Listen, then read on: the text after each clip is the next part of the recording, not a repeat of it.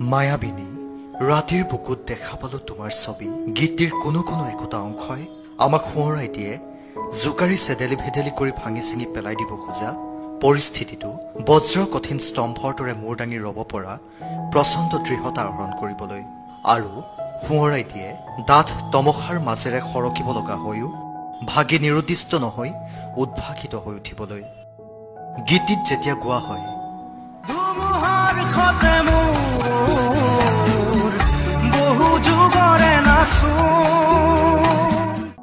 ই ধুমুহা আৰু এন্ধাৰেৰে আৱৰি থাকি ভাগি পৰাৰ কৰুণ বিননি হৈ নপৰে অথচ ই গতি কৰে কঠোৰ পৰিস্থিতি বা দুৰ্দশাক অতিক্ৰমি সেই নিজানৰ গান তোমাৰ বুকুত শেষ হৈ যোৱাৰ স্বপ্নলৈ আশাহত মানুহৰ প্ৰাণত আশা জগাই তুলিব পৰা জুবিন গাৰ্গৰ সাংঘাতিক প্ৰাচুৰ্যময় কণ্ঠস্বৰে সেই বিশেষ অংশকেইটিৰ সৈতে সমগ্ৰ গীতটিক এনে এটা পৰ্যায়লৈ লৈ গৈছে যে তেওঁৰ কণ্ঠৰ আন বহুকেইটি গীতৰ দৰে এই গীতটিও আনে গাই শুনালে তেওঁৰ দৰে অন্তঃকৰণ স্পৰ্শ কৰাবলৈ সক্ষম হৈছে বুলি শুনোতা পতিয়ন যাব নোৱাৰে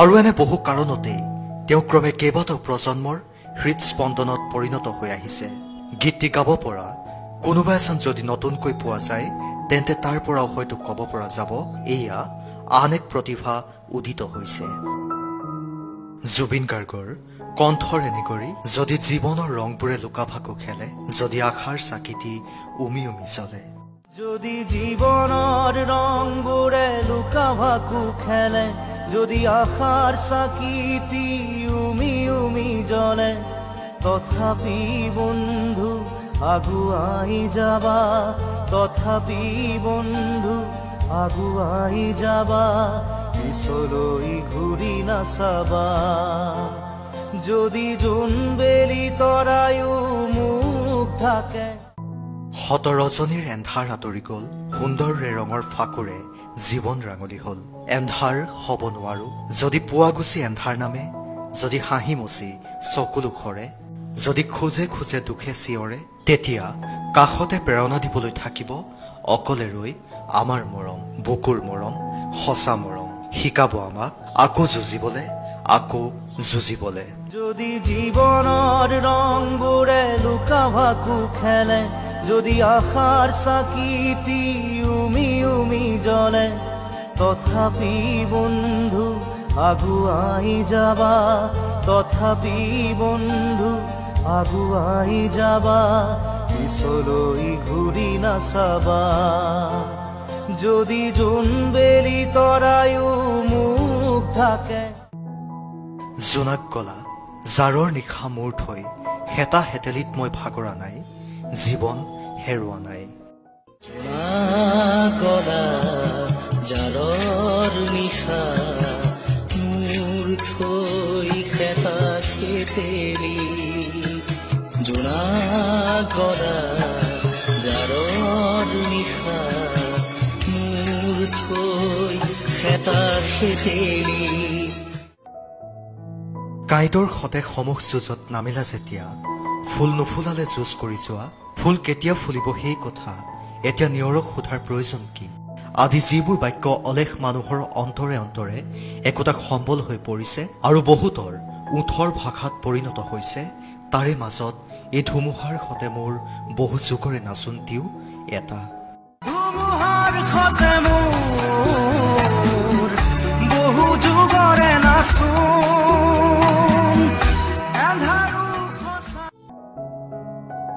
ধুমুহাৰ সতে যিজনে নাচিব লাগে তেওঁ নিজতে গঢ়িব লগা হয় ধুমুহাৰ দৰে শকতি যি শকতিৰে তেওঁ এদিন পৰিৱৰ্তন কৰিব পাৰে বহু ব্যৱস্থা যি দৃঢ়তাৰে তেওঁ নতুনকৈ সম্পাদন কৰিব পাৰে বহু কাৰ্যক্ৰম আনি দিব পাৰে সংশোধনৰ এক নৱ সুযোগ জুবিন গাৰ্গৰ নিজৰ জীৱনো ধুমুহাৰ সতে বহু যুগৰে নাচনৰ এটা নিদৰ্শন সেয়া কেৱল সাম্প্ৰতিক সময়বোৰত তেওঁক ঠাহিমুহি পেলাব বিচৰা মানুহবোৰে কঢ়িওৱা এন্ধাৰেই নহয় বা তেওঁৰ ব্যক্তিগত জীৱনৰ ঘটনা দুৰ্ঘটনাই কঢ়িওৱা ধুমুহাই নহয় জুবিন গাৰ্গৰ ধুমুহাৰ সতে নাচনৰ কাহিনী আশৈশৱৰ তেওঁৰ সৃষ্টিয়ে মূৰ্তৰূপ পাবলৈ তেতিয়াও বাকী থকা সময়বোৰত কত সুৰে তেওঁৰ মন দোলা দি থকা সময়বোৰত ভাৱনাৰ ৰাগীত মাতালৰ দৰে হৈ যেতিয়া তেওঁ নিজৰে নিজে শ্ৰোতা হৈ অকলে অকলে গাই ফুৰিছিল গান, সেই তেতিয়াৰ পৰা তেওঁ সহ্য কৰিব লগা হৈছিল বহু ধুমুহা। সেয়া তেওঁৰ স্কুলীয়া দিনৰে সময়। প্ৰায়বোৰে তেওঁক পাগল বুলি কৈছিল। তেনে বহু কাহিনী আছে। কৈশোৰ যৌৱনত তেওঁ বিভিন্ন প্ৰতিযোগিতাবোৰত গান গোৱা কিছু সংখ্যক প্ৰতিযোগীক বাদ্যযন্ত্ৰ বজাই দিছিল আৰু কম বেছি পৰিমাণে নাম কৰা কেইবাগৰাকীও গায়ক গায়িকাই বিভিন্ন স্থানত কৰা অনুষ্ঠানবিলাকতো তেওঁ বাদ্যযন্ত্ৰী আছিল। সমনীয়া বাদ্যযন্ত্ৰী এজনৰ ঘৰত তেওঁলোকে প্ৰায় মিলিত হৈছিল। বন্ধুজনৰ ঘৰত গৈ তেওঁ তাতে গান গাই থাকিছিল আৰু সেই সহ বাদ্যযন্ত্ৰীজনৰ মাকৰ প্ৰায় খং উঠিছিল আৰু খঙতে কৈছিল, সিনো দুপৰীয়া সময় নাই এনেদৰে কিয় চিঞৰি থাকেও। সময় বাগৰি গ'ল। মানুহগৰাকীয়ে সেই চিঞৰ সদায় শুনি থাকিল, কিন্তু কিছু বছৰ পাছতেই সেই চিঞৰটো কাণলৈ পোনপটীয়াকৈ নাহিল। আহিল কোনোবা শ্ৰাব্য যন্ত্ৰ সৰকি। কেইবা বছৰৰ পিছত যেতিয়া জুবিন গাৰ্গ তেওঁলোকৰ ঘৰলৈ গ'ল, মানুহগৰাকীয়ে ক'লে, মোৰ কালি তোমাৰ বাবে আশীৰ্বাদ হ'ল জুবিন। আৰু জুবিন গাৰ্গে হাঁহি হাঁহি মানুহগৰাকীক সাৱটি ধৰিলে। আকৌ গায়ক গায়িকাৰ ৰিহাৰ্চেলৰ সময়বোৰত সকলোৱে যেতিয়া সঘনে কথাৰ মহলা মাৰি থাকে, তেতিয়া তেওঁ সেইবোৰত ভাগ নলৈ নিজৰ সুৰ গুণগুণাই থাকে।